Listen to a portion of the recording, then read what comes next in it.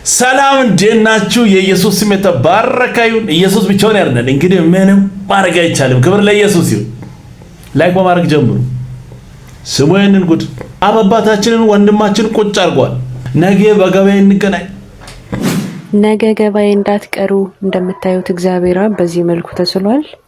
ነገ ገበያ ተገናኝተን ደግሞ በ50 በመቶ በ10 በ20 ገዝተን ቤታችንን እንሰቅላለን። ከዛ አምላካችን እግዚአብሔር ወያል እንሰግዳለን ማለት ነው። እንደተለመደው ይህን ይመስላል። እግዚአብሔር እንኳን ደስ ያላችሁ። ተስሎ አልቋል።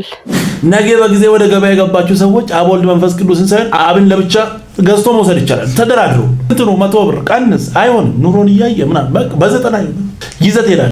አስብ አምላክም በ90 ብር ገዝተህ ስትሄድ ለዛውም እሱ በእግር አይደለም አንተ ተሸክመህ።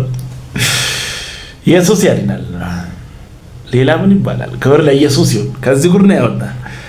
ኑ ወደ ኢየሱስ ስወይንንም ሰላም እንደምን አላችሁ? እንግዲህ ፎቶ ላይ እንደምታዩት እንደዚህ አይነት አሳፋሪና የመሐመድን ሱና በቤተ ክርስቲያን ውስጥ መከተል የሚፈልጉ ቆሻሻ የሆኑ አገልጋዮችን ስናይ እጅግ ያሳዝናሉ፣ ያሳፍራሉ። እንደነኛ አይነት ውርጋጥ የሆኑ አገልጋዮች ወደ ቤታችን ቢመጡ ህፃናታችን ልጆቻችንን ልንደብቅ ነው ማለት ነው። ልጆች ያላችሁ አገልጋይ ተብሎ እንግዲህ የ5 ዓመት የ6 ዓመት ህፃን ልጅ ካለቻችሁ እንደዚህ አይነት ውርጋጥና ቆሻሻ አገልጋይ ሲመጣ ለጋብቻ ይመኛታል፣ ለዝሙት ይመኛታል ብላችሁ ልደብቁ ነው ማለት ነው። ያለ እድሜ እንግዲህ ይሄ 30 28 ዓመት የሚሞላው የ6 የ7 የ8 የ10 ዓመት ልጅን የሚመኝ ከሆነ እንደነኚህ አይነቶቹን ቆሻሻ እንኳን አገልጋይ ብሎ ለመጥራት የሚያገለግልበትን መስቀል ተቀብሎ ሱሪውን አውልቆ ገርፎ መላክ ነው። እሱ ብቻ በቂ አይደለም። እንደነኚህ አይነቶቹ በህግ መጠየቅ አለባቸው፣ በህግ መጠየቅ አለባቸው። የ10 ዓመት ህፃንና 40 ኢየሱስ ጌታ ነው። ይሄ እኮ ከባድ ወንጀል ነው፣ በህግም የሚያስጠይቅ ነው። በጌታ በኢየሱስ ስም ምን ጉድ ነው? ምን ጉድ ነው? ኧረ ኢየሱስ ያድናል። ክብር ለኢየሱስ ይሁን። ስወይንንም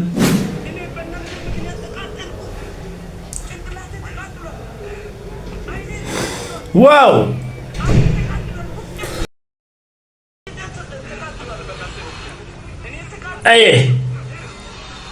ይሄ ተመልሶ ይመለካል። ቁንጮ አድርጎ እያስቀመጠ ነው። አቤት አቤት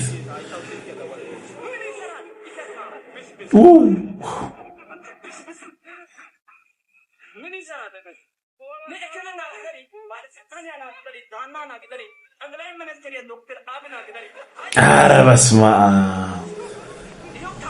አቤት አቤት። ይሄንን በእጁ ስሎ ሲያስቀምጥ መልሰህ እያመለክ እኔን መተህ ትሳደባለህ። ይሄ ጣዖት ነው ልክ አይደለም ሲባል ነው ትላለህ። ይኸው የጦፈ ገበያ ውስጥ ነው ያሉት።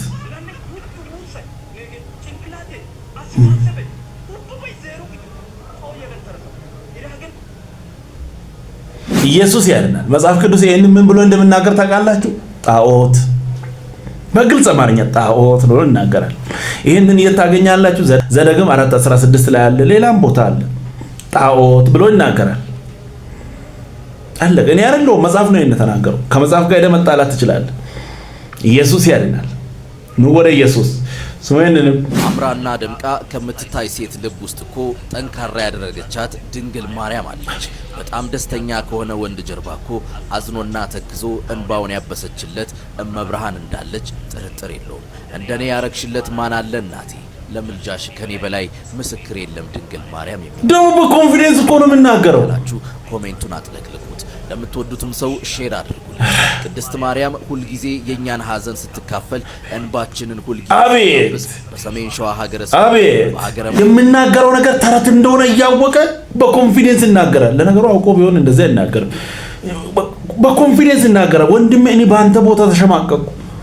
የምታወራው ነገር እኮ ውሸት ነው። በኢየሱስ ስም እንዴት አርቆ እንደምናገር አያችሁ? ተረት ነው። አሁን የምትናገረው መንገድ ምንም ውሸት። መጽሐፍ ቅዱስ ይሄን አይናገርም። ወይንም የኛ ሃይማኖት ከመጽሐፍ ቅዱስ ውጪ ነው ብላችሁ መውጣት ነው እንጂ ይሄንን መጽሐፍ እንቀበላለን እያሉ እንደዚህ አይነት ውሸት። ኧረ ከባድ ነው። ኧረ ኢየሱስ ያድናል። ጉድ እኮ ነው። ኢየሱስ ሕይወት ይሰጣል። ና ወደ ኢየሱስ። ስለ ኢየሱስ እንደዚህ በድፍረት በኮንፊደንስ ተናገር። እንደ ስለ ስዕል እንዴት ታወራለህ? ኧረ ኢየሱስ ያድናል። ክብር ለኢየሱስ ይሁን። ስሙኝንም መዝሙር እስቲ የኛን መዝሙርና እግዚአብሔርን ምንድነው የሚያገናኘው? እንዴት ነው በእግዚአብሔር ቤት መደነስ የቻልነው? እሺ ይሄን ጥያቄ እንጠይቃችሁ። እኛው እኮ ክብሩ መጣ ምንለው ወንበር ሲሰበክ ነው። 10 ሰው ልሳን አውርቶ ምናምን ተንጫጭቶ እግዚአብሔር ይባረክ ጉብኝቱ። እግዚአብሔር መጥቶ ወንድም በሰላም አትድን። አንተ ነህ የጦዝከው፣ እግዚአብሔር አልመጣም። ያ 2 ሰዓት ስለጨፈርን አምልኮ ስለጦዘ ሰዎች እንትን ልሳን ስላወሩ እግዚአብሔር መጣ ይመስልሃል? መጣም አይመጣም። ፈራህ እግዚአብሔር በመዝሙርም በስብከትም በጸሎትም የለም። ስለዚህ እኛ ቤቱንም እሱንም ሁሉንም ነገር የደፈርን ሰዎች ነን። እሺ ፈራህ እግዚአብሔር በመዝሙርም በስብከትም የለም። እንዴት ነው በእግዚአብሔር ቤት መደነስ የቻልነው? እኔም አንድ ጥያቄ ልጠይቅ። እንዴት ነው እንደዚህ አይነት ሐሳብ ይዘህ እዚህ ጋር መቀመጥ የቻልከው? ባይዘው የፈለከውን ነገር አገኝታል። ብዙዎች አሁን በዛት ሚዲያ ላይ አንተን ቪዲዮ እየተቀባበሉ ነው። ያው ሊተድ ያሰብክበትም አለ እዛ ቤትም ነው ስለአንተ ከበረው እየመጡ ነው። እንዴት ነው እስከ ዛሬ እዚህ ጋር ፈራ እግዚአብሔር የለም፣ ሰው የለም፣ አምልኮ የለም፣ እግዚአብሔር የለም፣ አይመጣም። ምን እየሰራ ነው እዚህ አንተ? ምን እየሰራ ነው? አትሄድም? ቆየኮ ይሄ እኮ በቃ እንትን የሆነ ህዝብ እኮ ነው። ጌታንም የማይቀበል ህዝብ ነው። ጌታም ወደ እነሱ አይመጣም። በቃ የወደቀ ህዝብ ነው። አንተ እዛ የቆሙት ጋር ለምን አትሄድም? አንዳንድ ሰዎች በቃ ለመሄድ ሲፈልጉ ማይሆን ወንድም አንተ በጣም እንደው ቆየ መሰለኝ ከገባ። እንዴት አርጌ እንደዚህ አይነት ነገሮችን እዚህ ተናገሬ የሆነ ነገር በቃ አለ ሶሻል ሚዲያ ላይ እንትን ካላልኩ እዛ ጋር ተቀባይነቴ ትንሽ ወረድ ላለ አይነት ሐሳብ ነው። በቃ ካልፈለክ ካልወደድክ እስከ ዛሬ እንዴት ነው አንተም እዚህ ቤት ቆይታ ይሄንን ልሰማ እንደዚህ አይነት ነገር ለማየት እንዴት ቻልክ? ውጥት እኮ ነው በቃ ሌላ ምንም አያስፈልግም። መሄድ አንዳንድ ሰው ይቅርታ አድርጉ እንጂ እንደ ማን ነበር ይሄ ፓስተር ቸሬ በቃ እንደሱ ነው። በቃ አሁን ይሄም ቁጥር ሁለት ሊሆን ነው መሰለኝ። በቃ እንዴት ነው ማለት መሄድ ነው። ይሄን ናይል ያበሻቀጥ ከታች ያወረድ ቀረተው እዚህ ጋር ከኛ ጋር ምን ትሰራለህ? እዛ የመላእክና የቅዱሳን ስብስብ እዛ ጋር አለ። መሄድ እኮ ኢየሱስ ግን ሕይወት ይሰጣል። ፖለቲካን የመሰለ አይነት ንግግር አረ በውስጥ ላይ ያለን ብሶት በዚህ በኩል ባትመጣ ደስ ይላል። እኔ ሳስበው የሆነ ነገር አለ። ብቻ ይሄንን በመዝሙር በስብከት በሆነ በኩል ልታወጣ እየሞከርክ ነው። ለማወደድም ፈልጋል። ያው እነሱም ከበሮ እየመቱ ነው። ተቀበሉ እኮ ቆየ ሄዳል ብዬ አስባለሁ። ኢየሱስ ግን ብቻውን ያድናል። ምንም ማድረግ አይቻልም። ክብር ለኢየሱስ ይሁን። ሶየንም እንዴ ደግሞ አይቅናብህ። ሲቀናብህ በጥቅስ ነው የሚቀናብህ፣ በትምህርት ነው የሚቀናብህ። ውጭ ያሉ ሰዎች ድራፍት እየጠጡ ነው የሚጠሉን። እዚህ ያሉ ሰዎች ጥቅስ እየጠቀሱ አውድ እየጠበቁ ነው የሚጠሉት። ቅናት ክፉ ነው። ከቅናት መንፈስ ራሳችሁን ጠብቁ። ክፉ ነው። ከቅናት መንፈስ ራሳችሁን ጠብቁ። ወዳጆች እናንተ ቶሎ ቶሎ ብትነፍሱ አልፈራም። አየር ያልቅብኛል ብያ አልፈራም። ተንፍሱ ቶሎ ቶሎ የፈለጋችሁትን ያህል ተንፍሱ። ሰዎች ትልቅ ይሁኑ፣ ትልቅ ሆነው ትልቅነትን አይጨርሱባችሁም። ያገልግሉ፣ አገልግለው አገልግሎት አይጨርሱባችሁም። ይሳካላቸው፣ ይሁንላቸው፣ ያግኙ። አግኝተው ከምድር ወርቅ ከምድር ወርቅ ከሜዳ ሀብት ሁሉ ቢሰበስቡ እናንተ ቤታችሁ እንዲጎድል ፈጽሞ የቱንም ያህል ሰብስበው ቢያከማችሁ ምድርን ሩብ ያህል ሊሰበስቡ ሊያከማችሁ አይችሉም። አይጎልባችሁም። በትክክል ቅናት ይገርማል። ሪዝን አይፈልግም። ስፒሪቱ ብቻውን በቂ ነው። ደግሞ ስፒሪት ሲመጣ ሐሳብ ይዞ ነው የሚመጣው። ለምንድን ነው ዛሬ በየቤቱ በየቤተ ክርስቲያኑ በየሰፈሩ በየሀገሩ ሰው የሚሰቃየው ካላችሁ የቅናት ስፒሪት ነው። የቅናት ስፒሪት ደግሞ እንደ ቡዳ ጮሆ አይወጣም።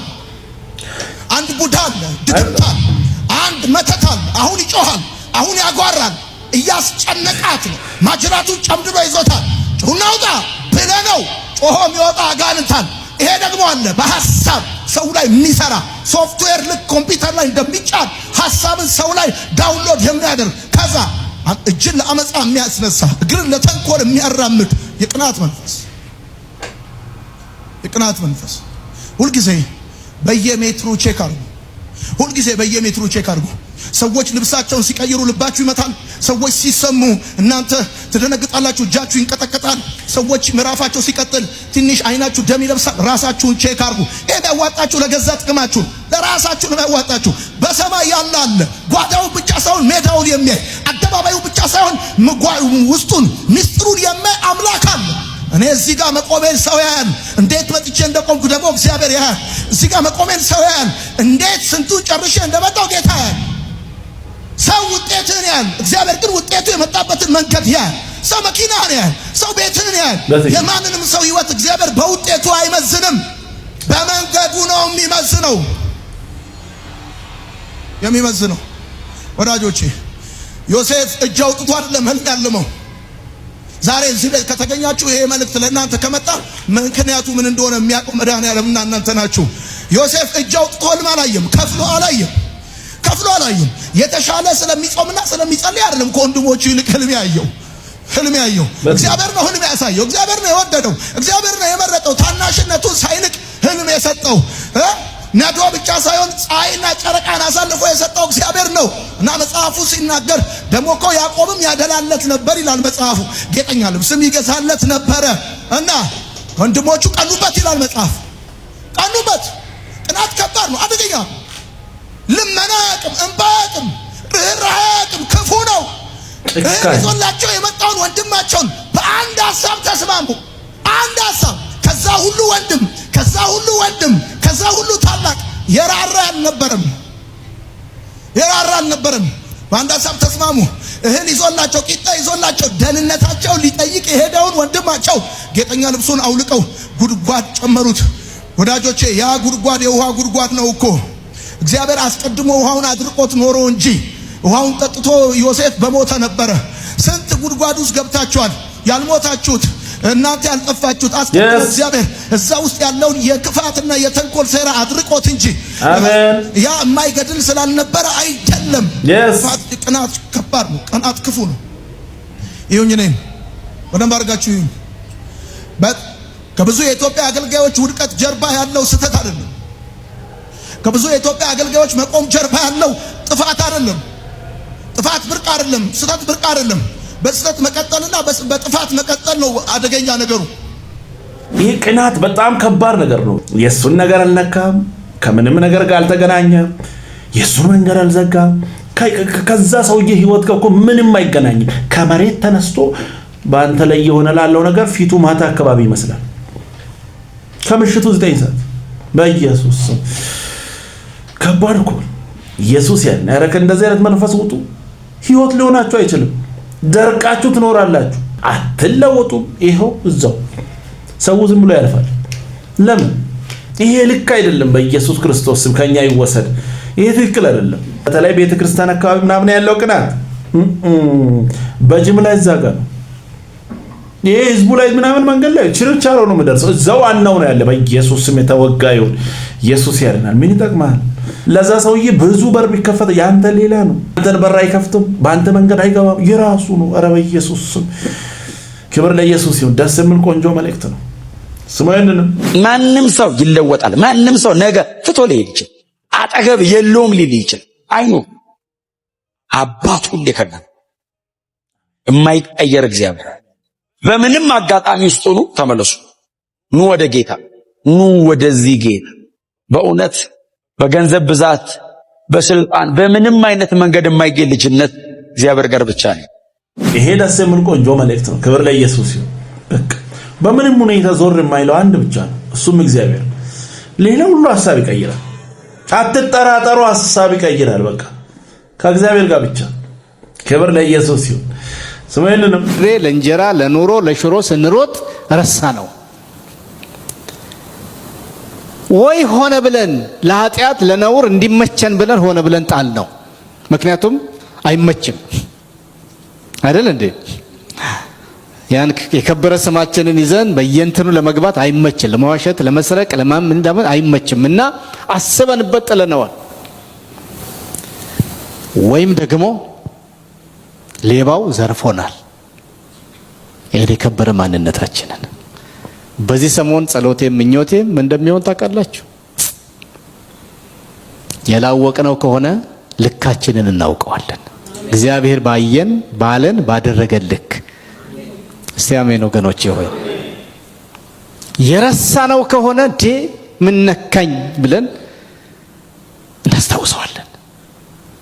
የጣልነው ከሆነ እኔ ምንም ነገር እሱን ያስጣለኝ ይውደቅ እንጂ ማንነቴን አልጥልም። ከዚህ በኋላ እናነሳዋለን። የተወሰደብን ከሆነ ደግሞ ተዋግተን እናስመልሳለን። የምንነጋገረው ስለ ማንነታችን ነው።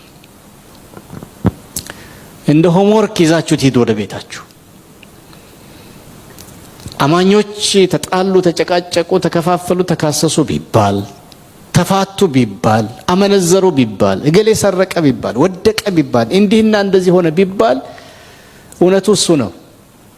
ይሄ ሰውም ሆነ ግለሰብም ሆነ ቡድንም ቤተሰብም ሆነ ይሄም ደስ የሚል ቆንጆ መልእክት ነው። ክብር ለኢየሱስ ይሁን። ኢየሱስ ያድናል። ቀጣይ በሌላ እንገናኛለን። ሰብስክራይብ፣ ሼር፣ ላይክ ማድረጋችሁ እንዳትረሱ። ወዳችኋለሁ። ተባረኩ።